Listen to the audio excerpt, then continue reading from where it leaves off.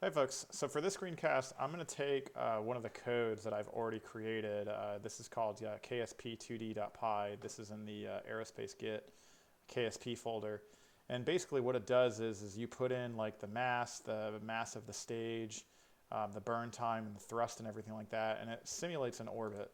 The code right now has the code for a two-stage rocket.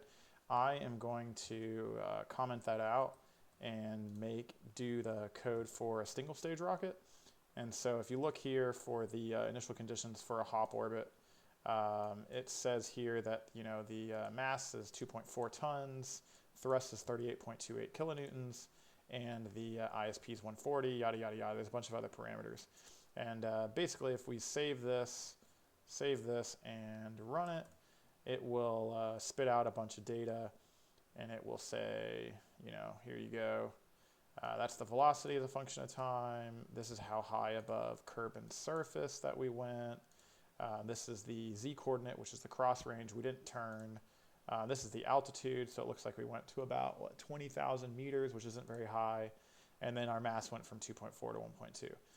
So what I've noticed is that this code, because it assumes that the ISP and thrust is constant, it works really well for these hop orbits or for orbits where you shoot into space really quickly and then you're sort of outside the atmosphere, or your burn time is small enough such that you burn all of your propellant inside the atmosphere. And the reason why that works well is because in the Python code here that I've created, the thrust in the ISP is constant. But if we pop over to Kerbal and we take a look at this, what is this? The Reliant engine. This is, the Reliant. So if we go over to, not fuel tanks, sorry. If we go over to engines, my eyeballs are not working too well. So if we go over to the Reliant, we see that the thrust is actually 205 at sea level, ASL, but it is 240 in a vacuum. And actually, I just realized that that's the Reliant engine. I want to use the swivel because I want thrust vector control. I turned on the center of mass and the aerodynamic overlay, and I'm a little stable. I could probably put 4 fins on here, but I'm going to burn fuel as I go, so I'm just going to get more stable as I go, and the TVC should keep me stable. Anyway, so again, if we look at the swivel engine, we'll see that the thrust actually changes with what's it called, with altitude, because we're going from sea level to a vacuum. And if you see in the thrust equation, I didn't pull it up unfortunately, but you've got m dot times exit velocity plus your area of your exit nozzle times your pressure differential. And so as you climb in altitude, the ambient pressure goes down, and so you're essentially you get more thrust because like your cone increases, and so your thrust goes up. You'll also notice, I think you should be able to also see that the ISP changes. Yeah, so the engine ISP is 250 at sea level and 320 in a vacuum. And so what I want to do is essentially launch this rocket. How do I get rid of this? I don't want that. Delete. Oh, look, someone's playing it. So what I want to do is I want to launch this rocket and check the altitude and then compare that to everything in the code. And so what I'm going to do is I'm first just going to copy everything over. So the mass, if I click over here, you'll see that the initial mass, I think what I need to do is I need to go to this delta V thing and say start mass and end mass. And so my start mass is 11.8 tons, so I'm going to change this to 11.8 tons. My thrust, and so what I'm going to do is I'm going to comment this and say this is thrust at sea level, ASL, at sea level, and I've got a ChatGPT 5 integrated into VS Code, so it's going to try and autocomplete for some of these. And then I'm going to say TVAC, which is thrust in a vacuum, according to the swivel, is let's see, 215. So that's 215. And that's thrust in a vacuum. Now this thrust at sea level is actually 167.969. 167.969. All right, so then the ISP at sea level is 250. So again, I'm going to put ISP at sea level, and then I'm going to say ISP vac, and let me make it lowercase so it's easy. ISP SPVac is 320, and this is ISP in a vacuum. Cool. Now the drag coefficient, we're going to worry about that later. The area, what I'm going to do is I'm going to edit the code to actually put the diameter here. And somebody said that you can look at the gear icon, and you can actually see that the width here is 2.0 meters. And so what I'm going to do is I'm going to go over here and I'm going to say that the diameter is 2.0 meters using the gear icon in KSP. Okay.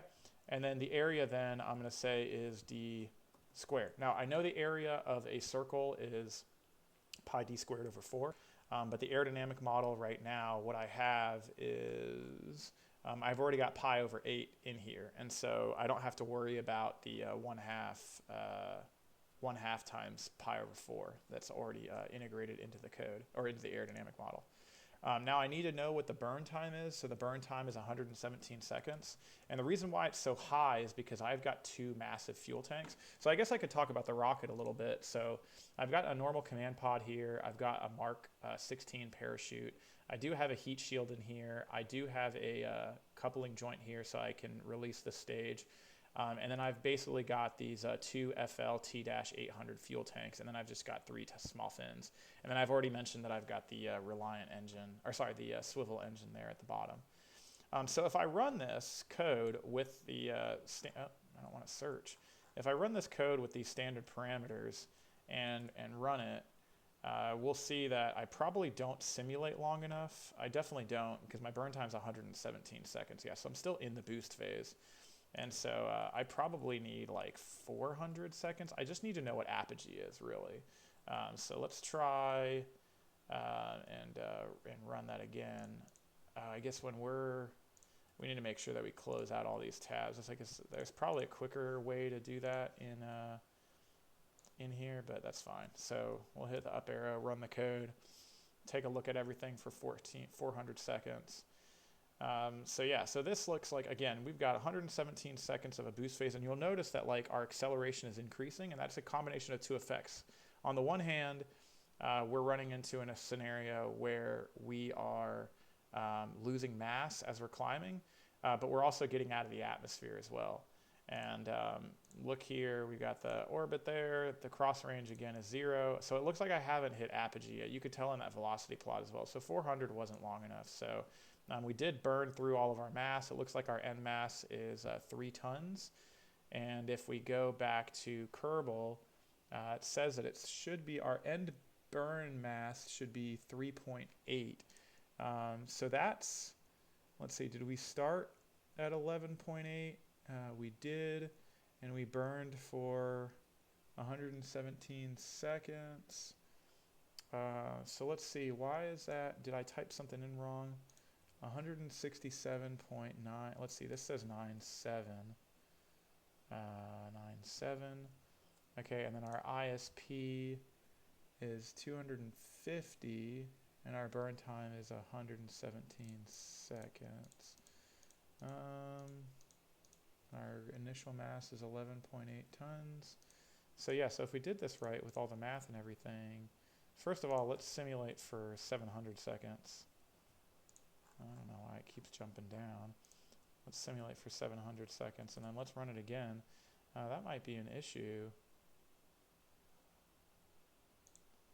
Yeah, so my end mass is saying 3, which is not right. Did I at least hit apogee? So I at least hit apogee. You can see my velocity goes to 0 here. So I can at least see that my apogee is, looks like, I should probably plot in kilometers just so I can see that easier. So when we plot the altitude, see, that's velocity, that's x and z. Let's see, there's AGL. I'm going to divide here by 1,000, and that's going to get me to kilometers there. Cool. All right, so let's see. So why am I not predicting the mass correctly? Okay, so there we go. So I go up to about 550 km, but my mass is concerning because that's really going to affect the simulation if we go from 11.8 to 3.8. So the way this is burning fuel is different. All right, let's check the code and see what's happening. So we are, if we're in between message not defined, that's fine. So you got ISP times your surface gravity. That's your exit velocity, which is 250, and then you do thrust divided by exit velocity, and thrust is data sat. Do I have GNC turned on? No, I don't think I do. I've got GNC turned off. Okay. Let's see. Are we still using, we're in the atmosphere. We're using the Kerbal parameters. Yeah, so that's not good. There's a bug in the code. Let me pause it here and see what's going on. Hey folks, I figured out the error. It turns out that I had a pretty serious bug in the code that I have been using for multiple years and just noticed now. And that's that I was assuming that the mass was in tons, like English tons, which is 2,000 pounds, and then divided by 2.2 to get to kilograms. But Kerbal uses metric tons, so you just take your tons and multiply by 1,000 to get to kilograms. And then down here, when you plot in mass, all you need to do is divide by 1,000. So if I type in a git diff here and show you what I changed, you'll see. Let's see. Keep going. See down here, I had times 2,000 over 2.2, which is wrong. So if I run the code now, you'll see. You'll see that the simulation actually changes quite a bit. So, we still boost and stop accelerating at 117 seconds, but we hit apogee a lot sooner. And then if you go to our altitude plot, we actually only hit around 235 kilometers. So that actually affected the simulation by a lot. That was like almost a factor of 2.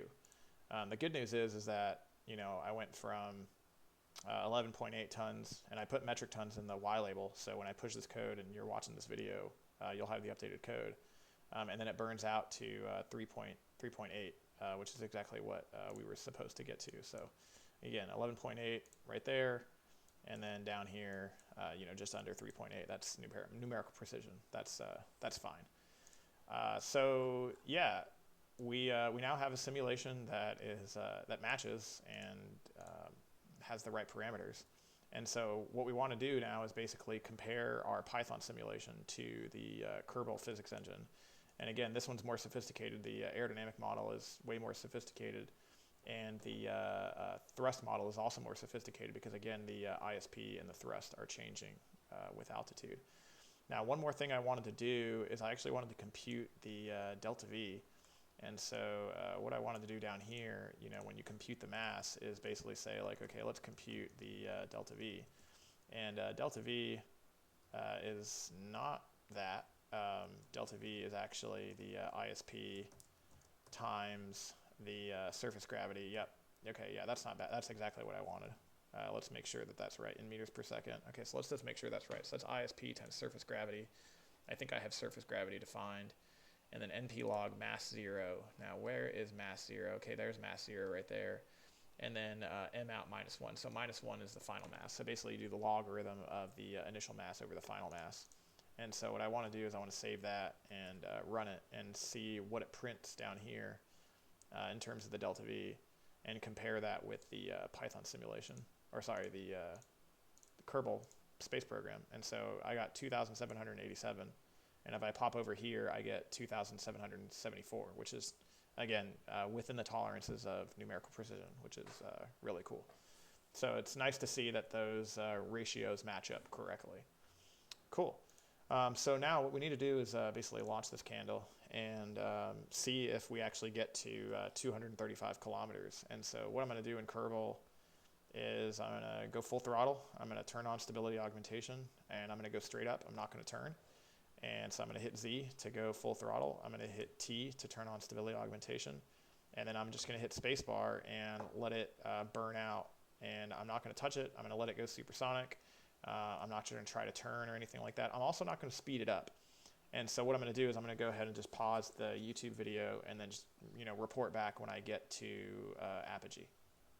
So I wanted to unpause here. I haven't been close to apogee, but I wanted to look at my velocity of 2,200-ish. And the reason why I wanted to do that is because right at burnout is where I start slowing down. And so I wanted to compare that to the Python simulation and just basically say like, hey, my maximum velocity should be around 2,200. But again, because I'm, even though I'm not, well, I am accelerating, gravity's pulling me down. Even though I'm not, well, I guess I'm decelerating. Yeah, so see, even though I'm not accelerating because I'm not under thrust, I am still climbing because I still have a positive velocity. And so I don't want to necessarily sit here and wait to figure out what my altitude is. But you can see here that with this simulation, it looks like Kerbal put me up at 751 kilometers.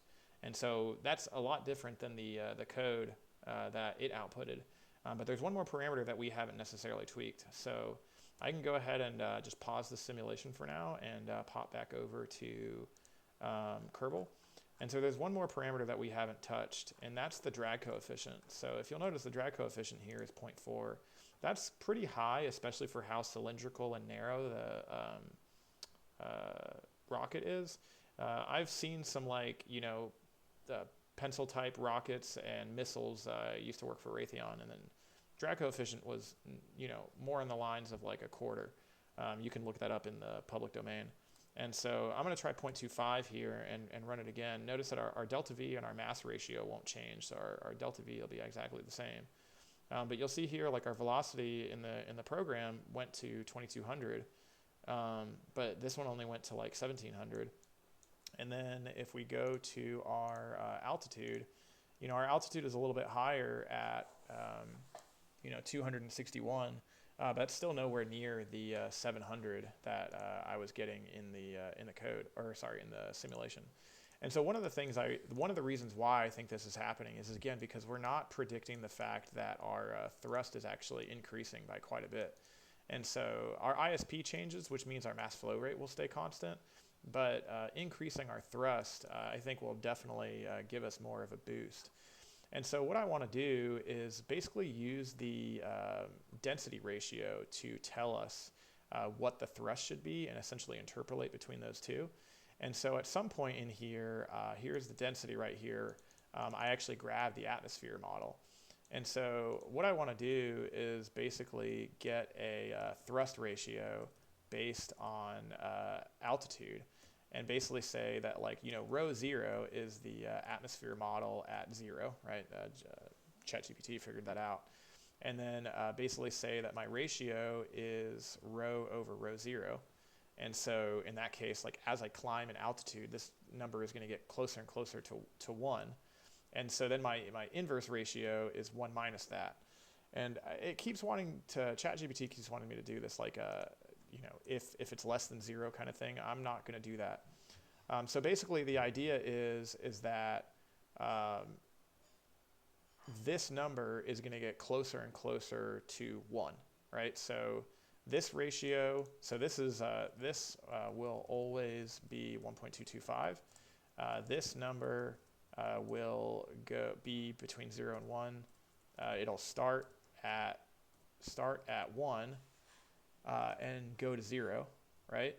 And then the inverse ratio here, this number will start at 0 and go to 1. And so what I basically want to do is down here I have a T1. What I want to do is I want to replace that with thrust at altitude. And so I'm going to change this T1 to thrust at altitude. Okay, and I don't think I need to change that anywhere else. And so what I'm going to do is I'm going to say that the thrust at altitude is some linear relationship between those two numbers. And so, again, it kind of figured out what I want to do. So if you want to think about this, just, the code was able, not the code, but the AI was able to do that really quickly. But the idea is this. When I am at sea level, right, this ratio number is going to start at 1. And this number is going to start at 0. So that means that my thrust at altitude is just going to be T1. And then as I climb in altitude, once I'm all the way outside the atmosphere, this number is going to be 1 and this number is going to be 0. And since these are inverses of each other, this is basically like a weighted average between the two. So I basically like created like an interpolation function between those two values. Now I'm going to need to do the same thing for the altitude. And so again, I need to do the ISP times the ratio, and then the ISP vacuum times the inverse ratio. And now where is the ISP used? ISP is used in this thrust calculation. So I just need to change this to ISP altitude there. All right, so if this worked correctly, we should be able to see the mass flow rate be the same. Our delta V should be the same, but my altitude should be a lot higher. And you'll notice right off the bat, I go to about 2100 meters per second, which is right around what I was predicting in Kerbal. And then if I go over to the altitude plot, you'll see I didn't actually quite make altitude yet, so I'm going to have to increase the period. Give me one. Okay, so one of the things I wanted to check right off the bat is the mass going from 11.8 down to 3.8, so that's still good. But you do notice that because the thrust increases, we are going to have to increase the period to 900. Now, what I'd like to do is I'd like to compute the thrust as a function of altitude. And so what I'm going to do is I'm actually going to copy these lines of code here like that. And I'm going to come down to the bottom here, and basically where I plot altitude, I'm going to make an extra plot here. And I'm going to delete this, and I'm going to call this altitude. I'm going to do that altitude over 1,000. And then I'm going to call this altitude like that, right? And so for this atmosphere model, I'm going to have to unfortunately make an empty array, and then I'm going to have to say for altitude, for A in altitude is what I'll probably say, like that. And then I'll say row dot append, and I'm going to append that function there. Row 0 is always going to be the same, so I can pop that up into here. And then this will get tabbed out. The ratio will be a vector. That'll be a vector. And then I think at some point I do need to convert this to a numpy array. It already knew I needed to do that. And then I think at this point I can go ahead and make a figure. And hopefully it knows that I want to plot T out with a grid, with a label, with a thrust. And then I also want to do a figure, and hopefully it figures out that I want to do ISP time and ISP. Beautiful. Okay, so then I can pop down into here and run that. And so what I'd like to see is, did the thrust actually convert properly, right? It's like, are my equations right? So let's see, we're struggling. I wonder if this for loop is, yes, that for loop. Yeah, I was supposed to put an A in there. So that for loop was basically like interpolating like a million times. And so hopefully, yeah, that ran a lot faster. Okay, so yeah, so here's my boost phase, 0 to 117 seconds. And then I hit my apogee around 700 seconds. So there's my altitude. So my altitude now is 631. If I remember correctly, in Kerbal, I hit 751. So that's still probably a drag coefficient issue. So we can tab out of that. The good news is that my thrust did go from 167 up to 215 like it's supposed to, and the ISP went from 250 up to 320. So we are predicting that correctly, and our mass ratio is being predicted correctly. So more than likely what's happening is either our aerodynamic model is a little bit off, or my drag coefficient is still off. So I'm just going to make that like 0.23. What was the chat about this is a guess. Yeah, I'm just going to put in there this is a guess. I'm going to say based on some missile parameters. If anybody knows how to actually get the drag coefficient in Kerbal, that would be fantastic. So let's run this again, and then I think we can go ahead and quit this video. So let's see. So we've got, again, we're still hitting that 2100 meters per second, which makes a lot more sense. And our altitude is about 637. So since like, I guess 0.23 is not small enough, so I'm going to say 0.2, and then I'm just gonna kill it. You get the idea. You can change that drag coefficient as you will. But you'll notice that again, my altitude definitely changed a lot when I changed the drag coefficient, but it changed even more when I changed the thrust as a function of time. And it also changed when I fixed that mass ratio issue. Yeah, so I'm going to call this a day. The altitude in this case is 673. Again, the aerodynamic models are different. I think that's not necessarily within 10%.